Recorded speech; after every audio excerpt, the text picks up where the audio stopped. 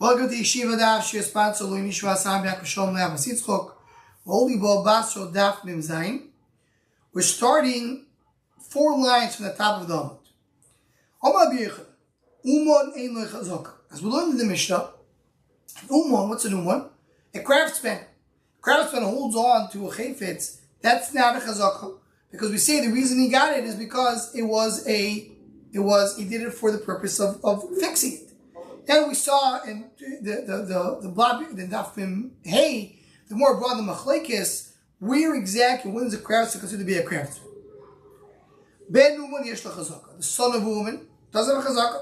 Why? The son of the woman is not the woman. His father took it as a craftsman. He's the son. So why should I have a chazaka? As the Rashbam points out, it's not a chiddush by Ben Uman. It's really when they get to the next thing. So he says, Oris ain't la chazaka. As the Mishnah said, a sharecropper is no chazaka because the reason he's in the field, because he's taking it apart. Ben Oris is no chazaka, but the son of Oris does have a chazaka. Gazlan hu ben Gazlan and no chazaka. A Gazlan and the son of the Gazlan have no chazaka. Ben Brish Gazlan is no chazaka. The grandson of the Gazlan does have a chazaka. So the Moses says, what's exactly the case? Echita. He was with tying the devil when they're all coming saying, oh, this is ours because our father had it, not because we had it. So nobody has a chazaka. The same way Newman doesn't have a chazaka. Why does Newman have a chazaka? He's a craftsman. Why is a craftsman doesn't have a chazaka? Because we say probably he got it to fix it. He kept it. No chazaka. So the son comes and says, well, my father already had it. Yeah, your father had it for the same reason. It's the same reason I don't trust your father. I don't trust you. Either lawyers with that, we're not coming for the father's taino. Philip ben Gazlan Amiloy. So the son of the Gazlan. Well, with the fact that the father is a Gazlan, why is he to blame? Saying, well, let's read Philip ben Gazlan Nami. So let's read the Kaham Eidim Befanenu Hoidoy Loy. Talk about the Eidim said that he admitted. Who admitted? The owner. The owner said, yes, this is yours. I admit it's yours. So therefore what? Here in this case we say, if they're saying it's his, we trust him, it probably is. Even though it was moide, he's still not trustworthy.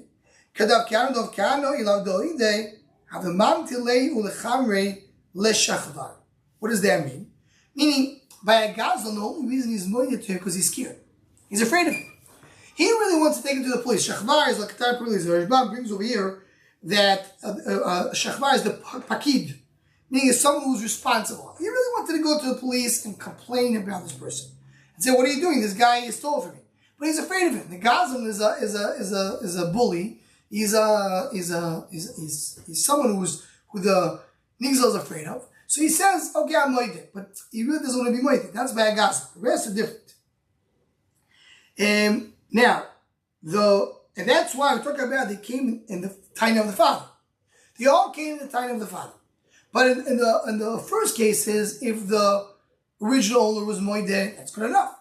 By a Gazlan, if he was moide, it's because of the father, because he's afraid of the father. Okay, says the Gemara. Now, but as the Rashbam points out, what about a grandson? The grandson of the Gazlan is chazaka. Why? Because he's coming from his father. So even though the father is the son of the Gazlan, I'm not assuming he got it for the grandfather. The father was a good person. The father was not a Rasha. So if he said, I got it for my father, I don't know how my father got it. I'm assuming the father got it in a trustworthy way. That's by the grandson. Says the Gemara,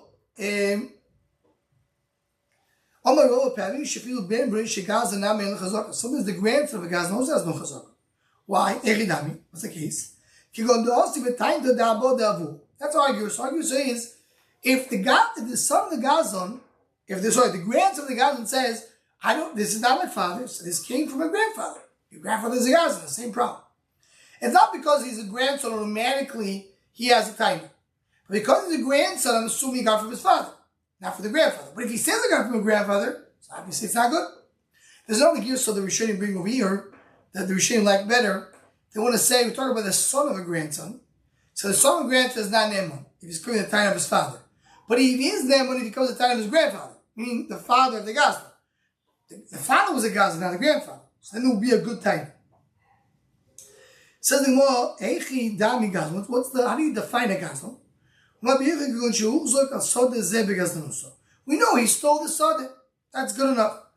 I mean, that's what you need. If you go to the base plane, show give me the first shirts at least Talk about a guy, and I don't know anything about the something, but this guy is known to be a mobster. He kills people for money. So anything he owns, I can't trust him. Says the Rashbam, both Allah. Either this guy is a good guy, but happens to be this specific Sadi is Gazlan, or this guy is not and we don't know anything about the Sadi, but he's known to be a murderer for money. So that's why he's considered to be a Gazlan, people are afraid of him. Says what if he's a Uman Yan Chazak, as we saw before, craftsman is holding on to the Chayfetz because he is responsible for the Chayfetz. But if he stopped being a woman, here's the Chazaka. Whatever comes to him from here on. Or he said the Chazaka. There is no Chazaka. Yor Marisusa, here's the Chazaka. He lives there, so he has a Chazaka. Right? And this is not a Chiddush, not an Aris anymore. But Ben Shecholak, the Isha Shizgarsho, we learned that a son and a father considered to be the same. The son who is connected to his father. We're talking about someone that is not Somach Shulchan, that's in the Mishnah. But if he's independent, he left the father's house. Now he's on his own. So him and his father are two separate entities. And then Ben Shecholak, the thing is that he's not going to be considered part of the father. Similarly, she's Garsha. Harei Kishar Kolad. Says more, okay, Ben Shecholak, Yitzchak. I understand the Chiddush of Ben Shecholak. By a son, he's still the son. Yes, they do have the two, each one has their own household. He's not Samach Shulchan, but he's still, they have a good relationship. So I would think maybe the Pshat is the son has no Chazak. Why? Because the fact that the father allowed him to eat the fruit, because he's Moichel. Chiddush is no, you should know, as long as the son is his own entity, so now the son has the right to claim Chazak.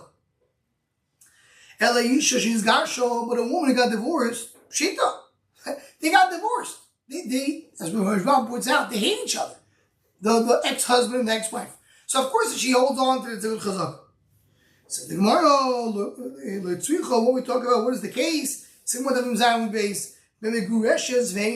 talk about not a case that she was fully divorced. She's in the process of being divorced. She's half divorced. Okay, what is Abu Gresh? What is a classic case? As William says, the Rashbam brings over here.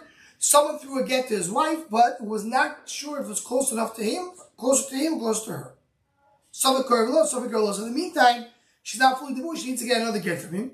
But the separation started. When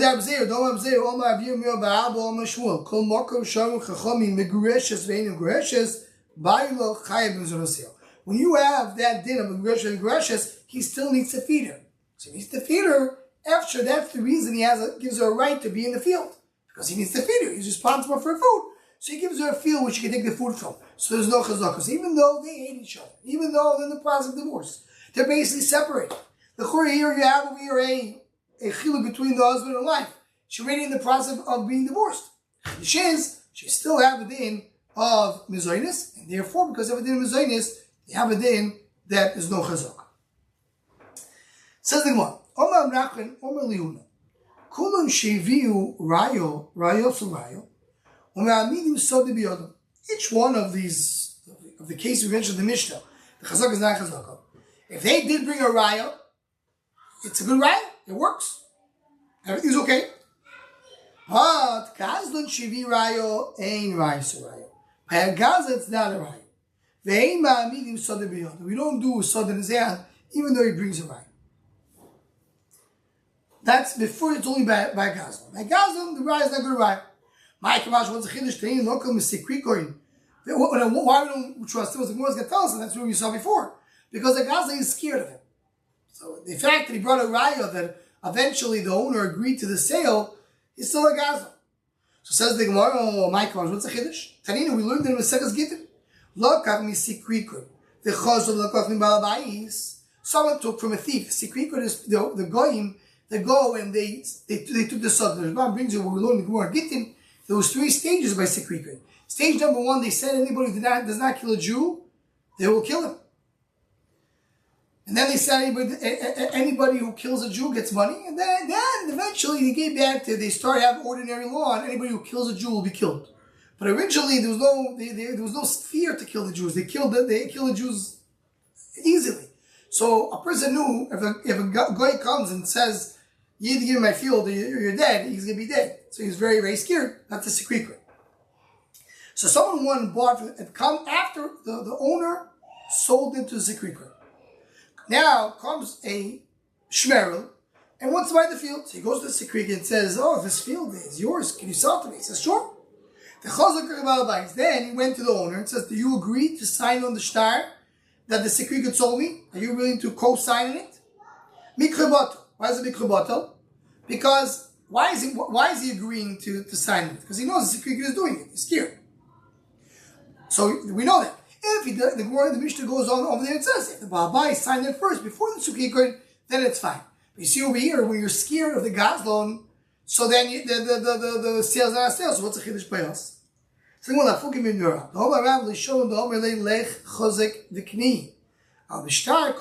Rav said that's right. Only if the owner did not sign anything, he just gave him word. He said, "Yeah, you can go buy it." We say he did it out of fear.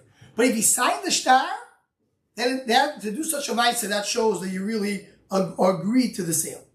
Chiddush is like shvul. Even by shtar, if he doesn't write a chrayas over there, he doesn't really mean it. But if he wants a chrayas, why do you have to write a chrayas? The fact that you're adding that chrayas, you're adding the guarantees, so that shows that you really mean it.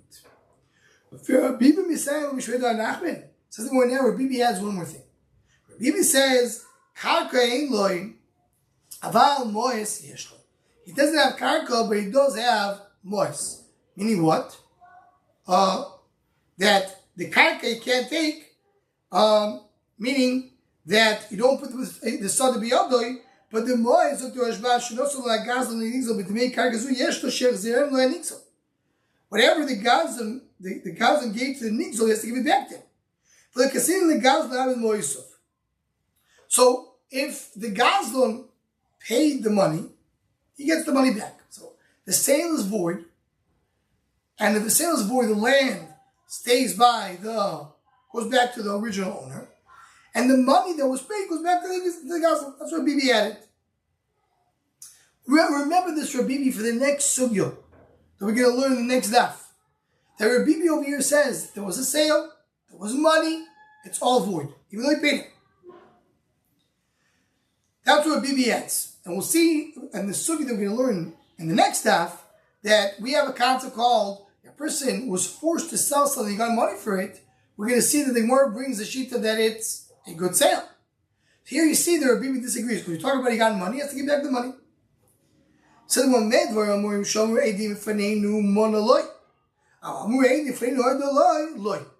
right?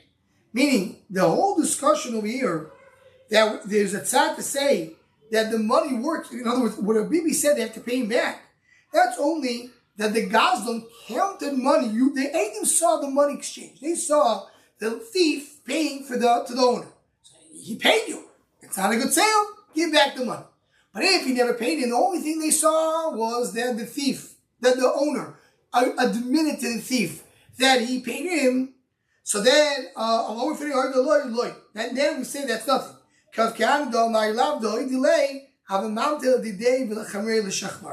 other words, if not, that's the idea that we said before, that he's afraid of him. He's afraid of him because he doesn't want to go to the police. And the lasha that Rishban said before was where's the lasha?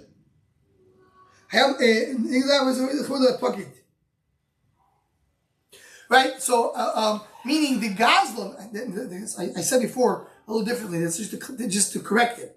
The pshat is the Gazlan would cause trouble to the owner. He would take him to the pocket, to the police, to the thieves.